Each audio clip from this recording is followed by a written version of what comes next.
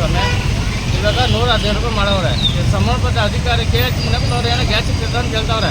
Gas ಇಲ್ಲ ಏನಿಲ್ಲ. ನಾವು ಬರೋದು ಹೊಟ್ಟೆ ಬಡ್ಕ. ಮನೆ ಕರೆಂಟ್ ಬಿಲ್ ಕಟ್ಟಬೇಕು, ರೇಷನ್ ಬಿಲ್ ಕಟ್ಟಬೇಕು. ಮನೆಯಾಗ ನಮ್ಮನ್ನು ಕಾಸು ಕೇಳ್ತಾರೆ. ಸಾಯಂಕಾಲ ಹೋಗ್ತಾರೆ ಸಂಪಾದನೆ ಮಾಡೋದು ಏನು ಮಾಡ್ತೀವಿ ಅಂತ ಕೇಳ್ತಾರೆ. ಗ್ಯಾಸ್ ಇಲ್ಲಮ್ಮ ಅಂತಂದ್ರೆ ಕೇಳಲ್ಲ ಅವರು. ಪ್ಯಾಸೆಂಜರ್ ಹತ್ರ ಕೇಳಬೇಕು, ಇಲ್ಲ ಯಾರ ಹತ್ರ ಕೇಳಬೇಕು ನೀವು ಹೇಳ್ರಿ ಏನು ಸ್ವಾಮಿ.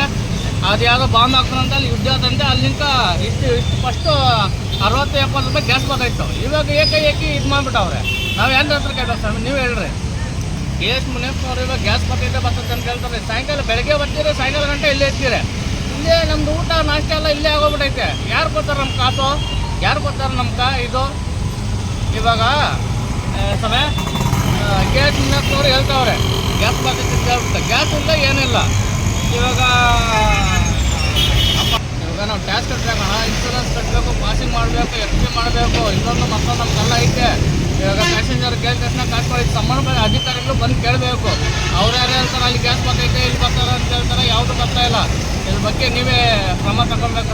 ಸಂಬಂಧಪಟ್ಟ ಅಧಿಕಾರಿಗಳು ಬಂದು ಕ್ರಮ ತಗೊಳ್ಬೇಕು. ಹೇಗೆ ಇವಾಗ 115 ರೂಪಾಯಿ ಮಾಡವ್ರೆ. ಏನೋ ಇವಾಗ 115 ರೂಪಾಯಿ ಮಾಡವ್ರೆ. ಸಂಪಾದನೆ ಮಾಡೋ ಕಾಸೆಲ್ಲ ಮನೆ ಕೊಡಬೇಕಾಗಿತ್ತು, ಕೊಡೋದಾಗಿಲ್ಲ.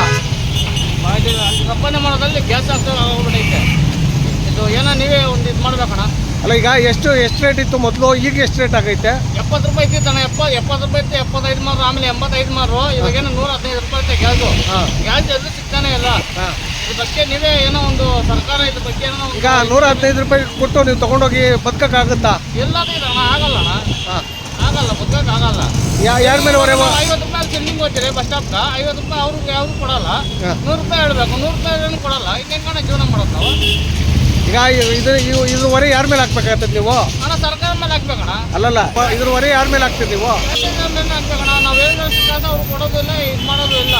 ಏನು ಕಷ್ಟ ಏಕೆ ನಾವೇನೇ ಮಾಡೋದು ನೀವು ಹೇಳ್ರಿ. ಇದ್ರ ಹೊರೆನ ನೀವು ಪ್ಯಾಸೆಂಜರ್ ಹಾಕಿದ್ರೆ ಹತ್ತರ ಗಾಡಿಗೆ ಇಲ್ಲ ತಗೋಣ. ಫಸ್ಟ್ 50 ರೂಪಾಯಿ ಕೊಟ್ಟು ಹೋಗಿದ್ರಿ, ಇವಾಗ ನಾವು 10 ರೂಪಾಯಿ ಜಾಸ್ತಿ ತಗೊಬೇಕಂತ ಹೇಳ್ತಾರಣ್ಣ. ಕಷ್ಟ ಇದೆ ಬದುಕೋದು. ಬದುಕೋದು ಭಾರಿ ಕಷ್ಟ ಇದೆ. ನಾವು ಅಲ್ಲಿ ಸಂಪಾದನೆ ಮಾಡೋ ಇಲ್ಲಿ ಗ್ಯಾಸ್ ಕಾಪಿ ಮನೆ ತಗೊಳೋದು ಏನು ಕೊಡೋದು ಏನೂ ಇಲ್ಲ. ಬಾಡಿಗೆ ಕಟ್ಕೊಂಡು ಮಕ್ಕಳನ್ನ ಓದಿಸ್ಕೊಂಡು ಕಷ್ಟ ಆಗುತ್ತೆ. ನಾಕಿನ್ನ ಮದುವೆ ಆಗಿಲ್ಲ, ನಾನು ಸಂಪಾದನೆ ಮಾಡೋದಲ್ಲ. ನಮ್ಮ ನಾಟ ಇಸ್ಕೊಟ್ಟವಳೆ ಏನೋ ನಮ್ಮ ಕೈಗೆ ನಾನು ಸಂಪಾದನೆ ಮಾಡೋದಲ್ಲ. ನಾನು ಕಾಸು ಕೊಡ್ಬೇಕಲ್ಲಿ ನಮ್ಮ ಮನೆಗೆ. ಒಟ್ಟಲ್ಲಿ ಕಾಸು ಕೊಡಬೇಕು, ದುಡಿಬೇಕು ಅಂತ ಆಸೆ ಇದೆ. ಒಟ್ಟಲ್ಲಿ ಈ ಪರಿಸ್ಥಿತಿಲಿ ಹೆಂಗೆ ದುಡಿಯೋದು? ಹೆಂಗೆ ದುಡಿಯೋದು? ನಾನು ಇಲ್ಲಿ ಸಂಪಾದನೆ ಮಾಡ್ತೀರಿ, ಇಲ್ಲಿ ಬಂದು ಗ್ಯಾಸ್ ಹಾಕ್ಸ್ಕೊಬೇಕು. ಗ್ಯಾಸ್ ಇಲ್ಲಿಲ್ಲ ಅಂತ ಅಲ್ಲೆಲ್ಲ ತಲ್ಕೊಂಡೋಗಿ ಅಲ್ಲೆಲ್ಲ ಅಲ್ಲಿ ಇದು ಮಾಡ್ಕೊಂಡು ಬರ್ಬೇಕು ನಾವು. ತುಂಬ ತೊಂದರೆ ಆಗ್ತಾ ಇದೆ ಒಟ್ಟಲ್ಲಿ. ಬೇಜಾರು ತೊಂದರೆ ಅಣ್ಣ.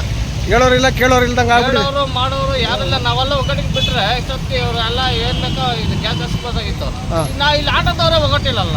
ಹಾಂ, ಒಟ್ಟು ಕಷ್ಟ ಆಗ್ತಾ ಇದೆ ಬದುಕೋದು. ಬೇಜಾರು ಕಷ್ಟ ಅಣ್ಣ. ನಿಮ್ಮ ಹೆಸರಣ್ಣ? ಅಜಿತ್ ಅಣ್ಣ.